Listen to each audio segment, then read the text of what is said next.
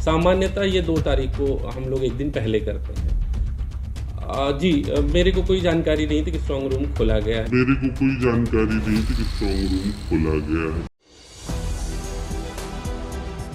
3 दिसंबर के पहले आगे चुनावी नतीजे। मध्य प्रदेश का चुनाव भारतीय जनता पार्टी 6 से 7 हजार वोटों से जीत गई। दावा चौंकाने वाला है, लेकिन सोशल मीडिया पर यह दावा जोरों से किया जा रहा है। क्या मध्य प्रदेश में वोटों की चोरी, धांधली, गायब होना इस बात के सबूत हैं कि मध्य प्रदेश का चुनाव सेट हो चुका है? आपको बता दें कि मध्य प्रदेश के चुनाव को लेकर कहना है कि कांटे की टक्कर है, ज्यादा अंतर नहीं होगा दोनों पार्टियों की जीत में। ऐसे हालातों में एक एक वोट इंपॉर्टेंट हो जाता है, लेकिन इन सब के बीच 11,000 पोस्टल बैलेट गायब हो गए हैं। कांग्रेस का आरोप है कि 11,000 पोस्टल बैलेट गायब हो गए हैं। मध्य प्रदेश के चुनाव में धांधली की जा रही है। एक तरफ कांग्रेस बवाल कर रही है, वहीं दूसरी तरफ कलेक्टर साहब ने अपनी गलती भी मानी है। और इन सब के बीच आरएसएस प्रमुख मोहन भागवत ने मध्य प्रदेश में सीक्रेट विजिट भी की है। तो मध्य प्रदेश में क्या कुछ चल रहा है, कैसे बवाल मचा हुआ है, मैं आपको एक एक खबर दिखाऊंगी। लेकिन उससे पहले सबसे बड़ी बिग ब्रेकिंग दिखाती हूं। क्या लिखा है एबीपी की खबर में? देखिए, इसमें लिखा हुआ है कि एमपी इलेक्शन 2023 एमपी में चढ़ा सियासी पारा, 11,000 डाक मतपत्र गायब, कांग्रेस ने लगाए धांधली के आरोप। तो जब खबरें निकलकर सामने आ रही हैं कि मध्य प्रदेश में कांटे की टक्कर है, चुनावी विश्लेषक कह रहे हैं कि जो जीत का अंतर होगा ये 11,000, 10,000, 5,000, 6,000 के आसपास ही होगा।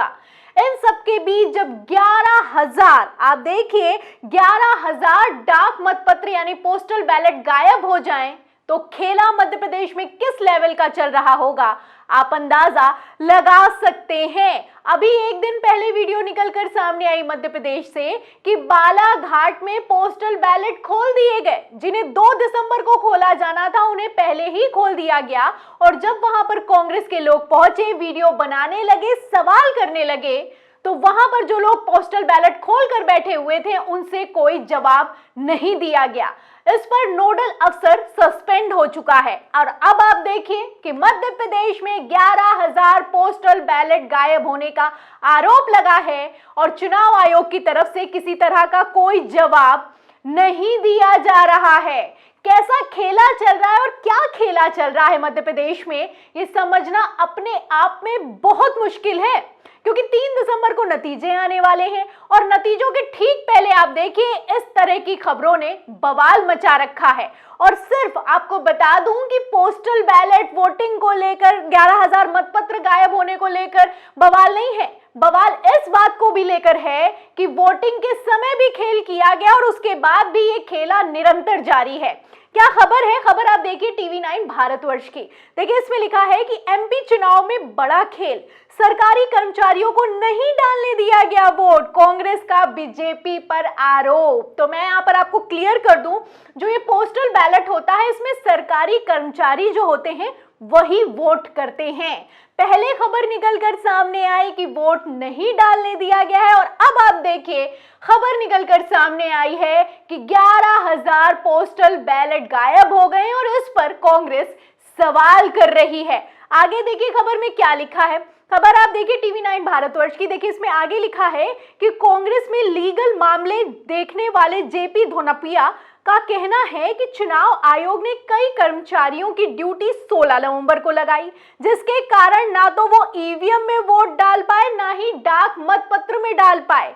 ऐसा उन्होंने सिर्फ बीजेपी के दबाव में किया है, क्योंकि बीजेपी जानती है कि इस बार कर्मचारी उनके खिलाफ वोट करने वाला है। तो सरकार को सरकारी कर्मचारियों का ही डर सता रहा है। ये अपने आप में कितना बड़ा खौफ है आप समझ सकते हैं। मध्य प्रदेश में डबल इंजन की सरकार चल रही है।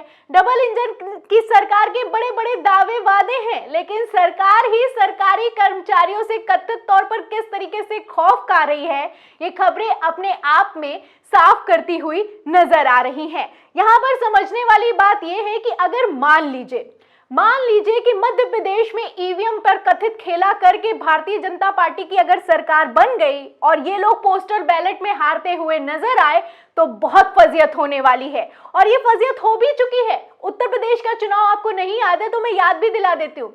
एक खबर आप देखिए एबीपी की, देखिए समझने की कोशिश कीजिएगा उत्तर प्रदेश में क्या हुआ था।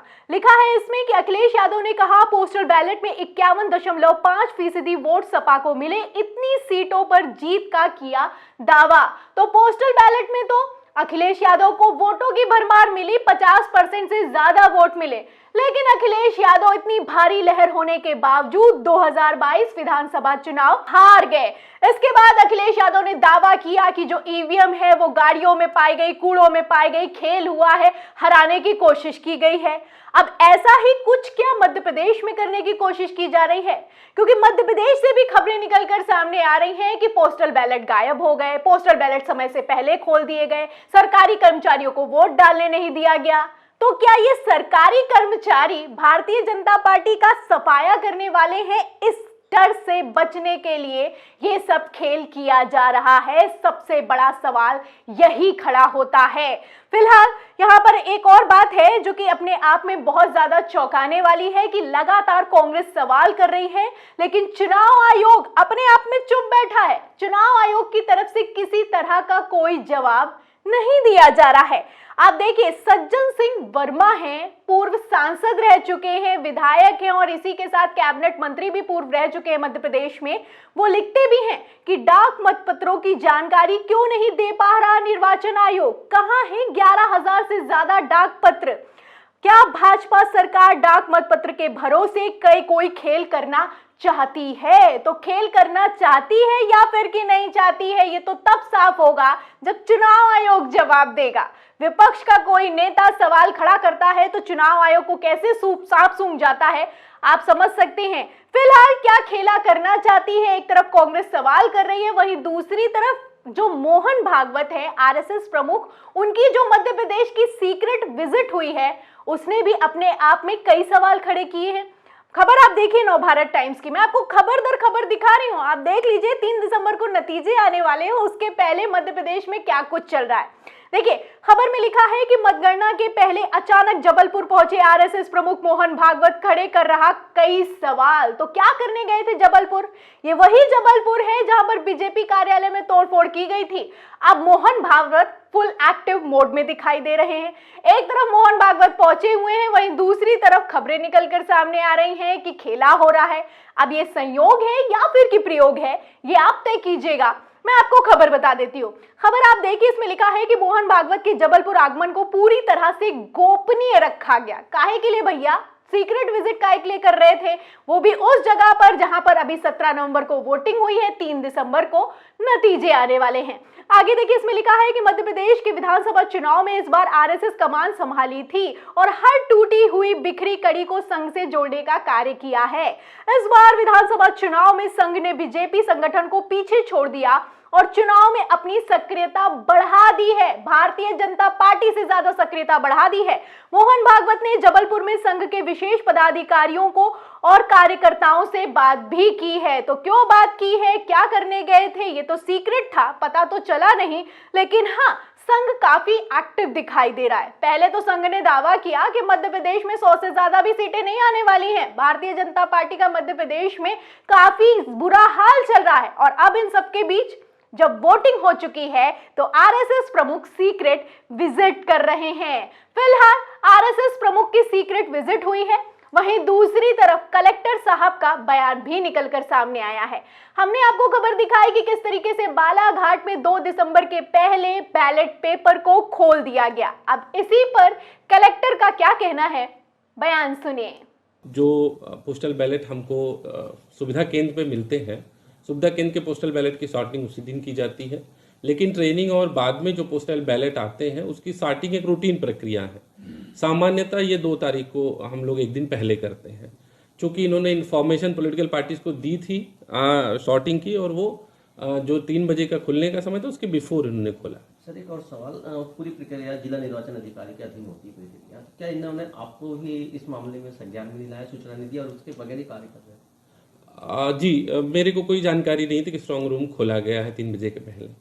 तो सुना आपने, एक तरीके से कलेक्टर साहब ने अपनी गलती मान ली है। कहना है कि 2 दिसंबर को बैलेट पेपर गिने जाते हैं, उसके पहले ही गिन दिए गए और 3 बजे गिने जाने थे, जानकारी दी गई थी, लेकिन 3 बजे के पहले ही बैलेट पेपर क्यों खोल दिए गए, इसकी जानकारी कलेक्टर साहब को नहीं थी। अब इनको जानकारी भी नहीं रहती है, चुनाव चल रहा है या फिर कि खेल चल रहा है, यहां पर समझना मुश्किल है।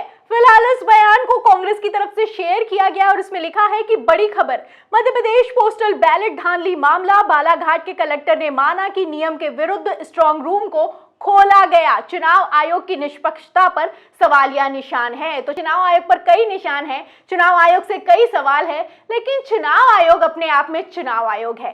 किस तरीके से चुप्पी साध कर बैठा है और किस तरीके से चुनाव को एक मजाक बनाकर रख दिया है, आप इन खबरों से अंदाजा लगा सकते हैं। फिलहाल मध्य प्रदेश के नतीजे 3 दिसंबर को आने वाले हैं, उसके पहले इन खबरों पर आप क्या सोचते हैं हमें कमेंट बॉक्स में जरूर लिखें। वीडियो को ज्यादा से ज्यादा शेयर करें, सब्सक्राइबर बटन दबाएं, बेल आइकन दबाएं ताकि हर खबर की नोटिफिकेशन आप तक पहुंचती रहे। मैं प्रियंका, आप देख रहे थे 4 PM। फिर मिलते हैं अगली खबर के साथ, तब तक के लिए धन्यवाद।